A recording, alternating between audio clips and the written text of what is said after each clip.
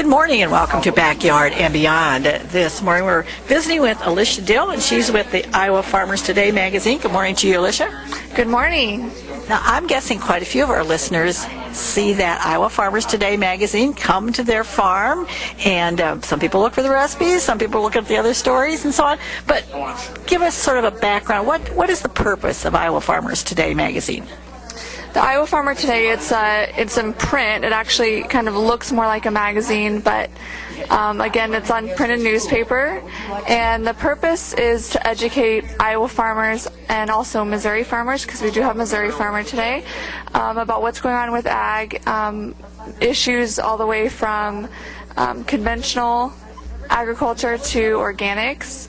We also have a column from Dr. Val Farmer that explains, what life is like on the farm and what are some of the issues that might come up in a marriage or a family. We have our rural living section, which also features our farm cook, and every week we get to go out.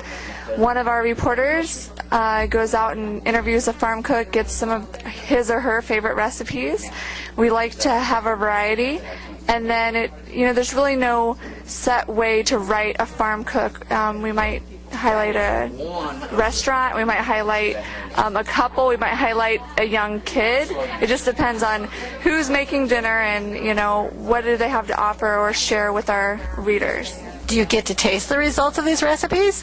I'm very lucky. I always get to taste. Some of our other reporters are not as lucky. I think it has to do with my likability and the fact that all the farm wives want to feed me. They see me and they say, I think you need to eat something. So yeah, just a little on the thin side, and for a lot of us that's going, oh yeah, she needs to be fed, even though you're a very healthy person. Let's talk a little bit. What if somebody isn't getting Iowa Farmers Today, and they are a farmer, they're out there in the rural area, and they would like to get it? What do they need to do? You can contact circulation at iowafarmertoday.com. That's our email address.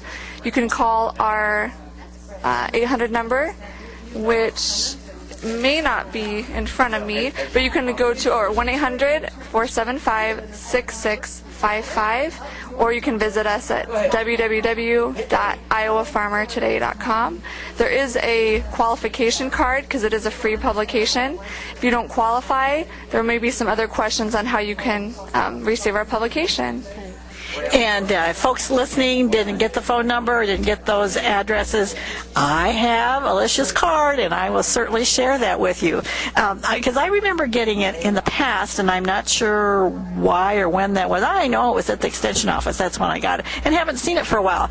And I know I always enjoyed looking at it, Alicia, because it does cover such a kind of a wide variety of topics that pretty much everyday kind of stuff for people. We do get calls from both sides. Some of the stories that I write, it may be that we're highlighting something that may be a little bit controversial, and we get some from one side of the argument all the way to the other, so we know that we're doing a great job, that we're educating people, but we're also opening up dialogues for what's going on in ag. And you don't always have to agree, but it's nice to know what the news is without being told what you're supposed to think about it. We are visiting with Alicia Dill, who is a field editor for Iowa Farmers Today, and we're doing this at the Women, Food, and Agriculture annual meeting in Des Moines. So if people hear some voices, it's been an interesting conference and a lot of excitement going on. This may put you on the spot, Alicia, but was there something that just kind of spoke to you, something that was new or exciting out of this conference? You said, oh yeah, I'm going home with this great idea.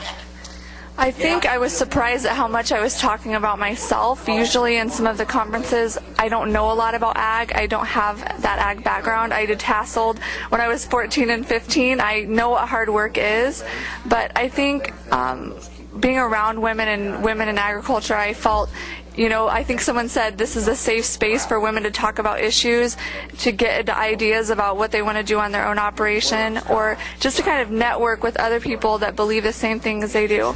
So I think that I'm also going to another women's conference in a couple weeks, the overall women's conference in Bettendorf, and I think being in these women conferences, I realized how nice it is to be able to talk about farming or ag with other women, and someone said, oh, here's our safe space. I thought that was something to take away from it.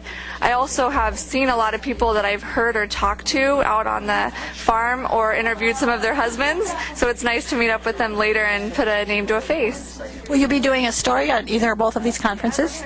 Yeah, I will. For sure I'll do kind of like an overview or what was talked about. Hopefully, mainly I hope to network with other people, find farm cooks, find other niche stories where I can talk about organic farms or some other types of just sustainable ag farms. Everyone's own philosophy comes through whenever they talk about what they're doing here, so it really doesn't have to be any certain thing I'll bring away with it, but networking is a big part of this conference. And so I want to go back to the magazine in terms of a little bit of detail. You certainly, as you travel around the country, have to have run into some funny stories, serious stories, unusual things that happen to you. Share a few of those with us. Okay. A funny story. I'll have to say that when I go out to women's homes, a lot of times they're preparing things that I've never tasted before. And so meat dishes in particular, they look a little bit funny. Ground beef, you can do a lot with it, okay? And I definitely love ground beef, but for me to try something new doesn't always look super appetizing. I think some of the best things I have tasted are the ones I wasn't so sure about. But when a woman says, I made this from scratch, or you can tell she's put all this hard work into it, I always try it, and I have to say I've never tried anything that didn't taste great. I mean, I'm talking about, they'll say, I'm such a simple-minded, simple chef, and you have all this produce or, good meat, or they get all these different vegetables together, and you're eating some of the best food you ever had in your life, out in the middle of nowhere. You're thinking, this guy or whoever's, the husband of this woman is very lucky. What about unusual? You talked about some unusual dishes. Was there any new vegetable that you tried because of this experience? Because I know a lot of people, when they go to the CSA, they go, I have no idea what this thing is or what I'm going to do with it. Anything new? Or, Chris, maybe you had a broad range of veggies when you were growing up. I have to say that one of the most unusual things, I didn't eat it, but one of the most unusual things that I brought home with me was I was out on a farm, and there was a woman who lived on her own, and was basically had her own vegetable garden. We were talking about, it wasn't a cook story, it was a gardening story, and I can't even remember exactly what it was, but she grew this sort of plant. It looked like brown and crusty because it had dried out, and it's what they make loofahs out of. And so she said, if you peel all these things off of it, you can actually use this as a loofah. And I said, okay, I'm going to do this. I'm totally going to do this. Okay, I'm going to make myself a loofah.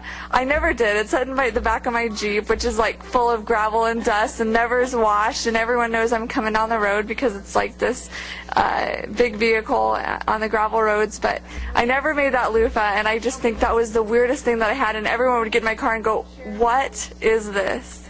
So you got to do a little education. This is a loofah, and we can grow those, and most people probably don't know that.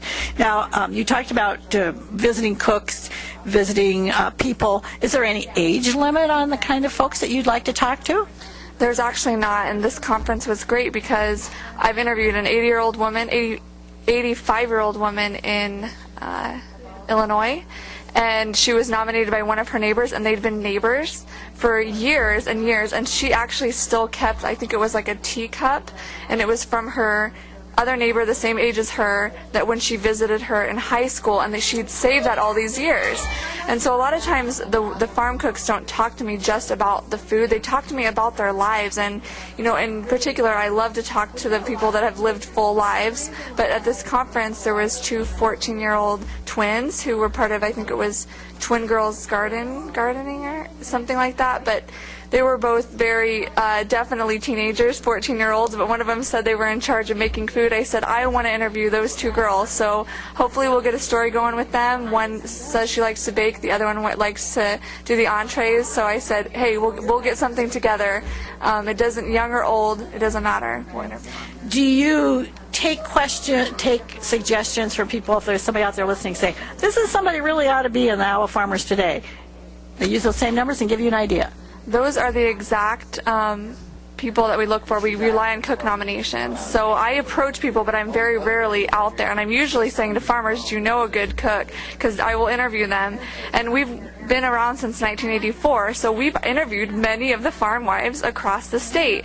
And so there's really the variety in there. Sometimes we want to say, let's go back to these same cooks from 10 years ago. We do rely on nominations, and I personally always take all of the nominations. You can either email them or I'll call you back. One thing I would say is try to ask the person before if they would be, because I get so many calls and so many women are so humble, and they say, I don't know actually who nominated them, or they say they don't want their name out there.